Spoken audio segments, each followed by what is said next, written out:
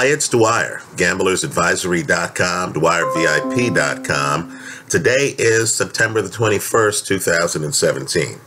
Remember, the opinion you should follow should be your own. Just consider this video to be a second opinion from a complete stranger online. You know, I heard this morning, and it's changed my schedule a little bit here in the morning. I heard this morning that Andre Ward is retiring. Now, I don't know if that's true or not, but let's talk about Andre Ward a bit because he leaves a huge footprint in the world of sport, right? Remember, this guy is an Olympic gold medalist. Remember, this guy hasn't lost a bout, professional or amateur, since he was something like 14 years old. Now, let me just say, I live in the Bay Area. I live in the South Bay. That's how regional the Bay Area is, right? There's a South Bay, there's San Francisco on the west side, and there's the East Bay, right? Oakland, Berkeley, etc. Let me just say, just to convey to the world here about the Bay Area, where Andre Ward is from.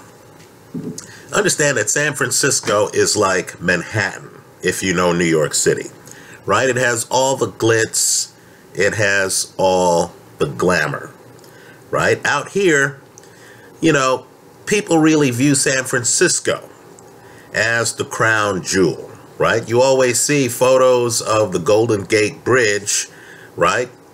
That links San Francisco to Marin County, which is a little bit to the north.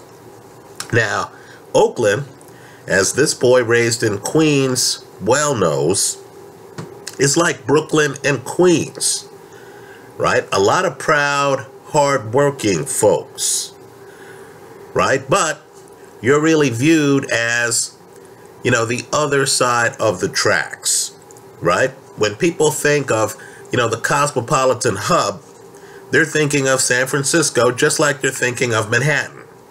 So out here, like in New York City, just like they're Knicks fans and then they're Brooklyn Nets fans, right? Out here, you're either a 49er fan, right? San Fran, South Bay, or you're an Oakland Raider fan, right? People might remember when Jack Del Rio became coach of the Raiders. At his press conference, he said, "Look, man, I'm an East Bay guy."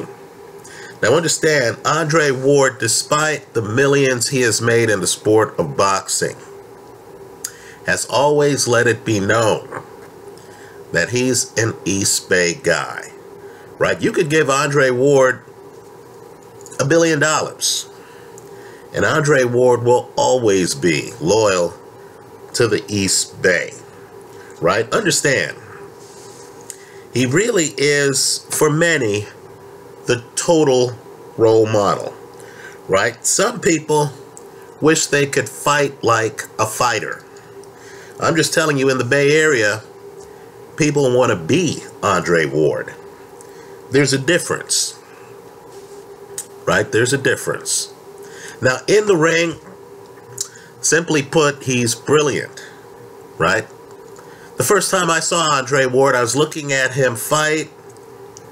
I couldn't tell whether he was a natural southpaw or a natural righty. I'm not sure if I could tell today. Understand, the guy was that seamless in the ring, right? The first time you saw him, you understood that he could do things most fighters couldn't do. He could switch it up, right? Mid-round. Today, you know, a Terrence Crawford, a Tyson Fury, a James DeGale do some of the things that Andre Ward has done, right? But just understand, with Andre Ward, the skill level is off the page. So when the Super 6 tournament was announced, and I know some young people watching this video are saying, what's the Super 6 tournament, right? When they had a Super 6 tournament to decide supremacy at super middleweight, I believe most people thought that Mikkel Kessler was going to win that, right? Some people thought an up-and-coming fighter out of the United Kingdom, Carl Froch, was going to win that. Well, then the tournament starts. And young Andre Ward, who was viewed as young at the time, fought Mikhail Kessler. Now, Kessler was viewed as a total beast, right? He was a guy who was mauling guys.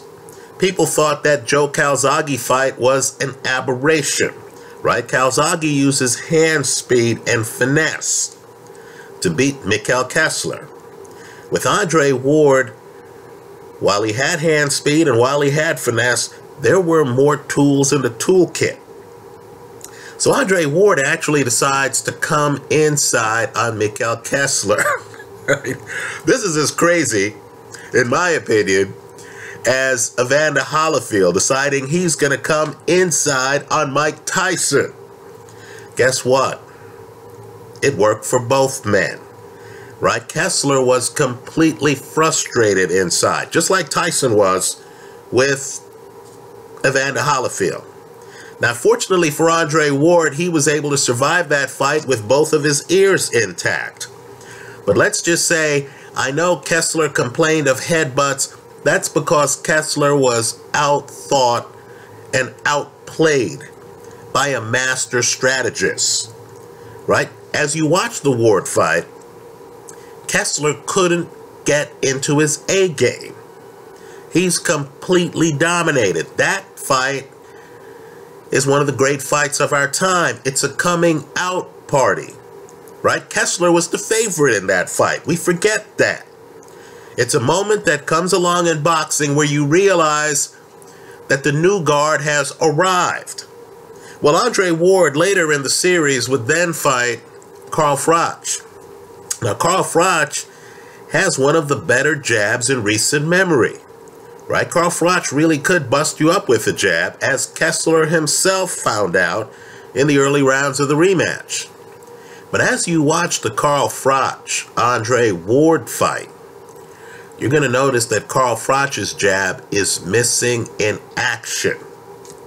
Because the genius of Andre Ward, just like with Bill Belichick in the NFL, is that Andre Ward would take your best tools away from you.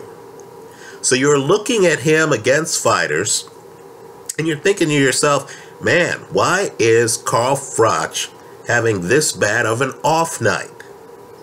And it's because Carl Froch was outthought and was outplayed. That's what Andre Ward does, right? Andre Ward fights Kovalev, right? In the rematch, Andre Ward decides that he's going to get inside and he's going to start to work Kovalev's body, right? And as you're watching it, you then realize that Kovalev couldn't keep Andre Ward off his body. You also realize that Andre Ward, who fought the first Kovalev fight differently, right? That Andre Ward had different parts of his game and literally could decide which part he wanted to use on a particular night. So let me just say, this is a huge loss for the sport, but Andre Ward is retiring on top as we celebrate Floyd Mayweather retiring on top unbeaten. Understand that Andre Ward literally is unbeaten, pro or amateur, since he was something like 14 years old, right? Understand Andre Ward unbeaten at the Olympics, right? Not a bronze medal winner like Floyd, but a gold medal winner at a time when the United States wasn't getting a lot of boxing golds at the Olympics, right? Just understand the pressure on Andre Ward, right? He's the underdog against Mikhail Kessler. Sullivan Barrera right now is making a lot of noise, is beating some guys, hasn't he? Right? Andre Ward beat Sullivan Barrera, right? Sergey Kovalev, very tough opponent, very tough, has only lost to one man, and that's this man, Andre Ward. Understand, Andre Ward fought the light heavyweight champion, Chad Dawson. People forget that fight. Knocked him out, right? There are Andre Ward fights where he beats you from distance. There are Andre Ward fights where he beats you up close. I was watching an Andre Ward fight. He was fighting Edison Miranda. I got the feeling that Ward was so vastly better than Edison Miranda, who was viewed as a beast at the time, that Andre got bored in the fight and then decided, you know what, let me see what it's like on the inside against this slugger. And guess what? It was a mismatch on the inside in Andre Ward's favor. So just think it through here. You're talking about a great fighter, a champion in 2 different weight classes, retiring on top. A guy who's a great boxing commentator, a guy who is a great ambassador, quite frankly, for the sport. A guy who's a role model for many across the world, especially here in the Bay Area. Right? Let me take my hat off to Andre Ward right here and thank him for a great career. Let me hear from you. I hope you leave your comments in the comment section to this video. Thanks for stopping by.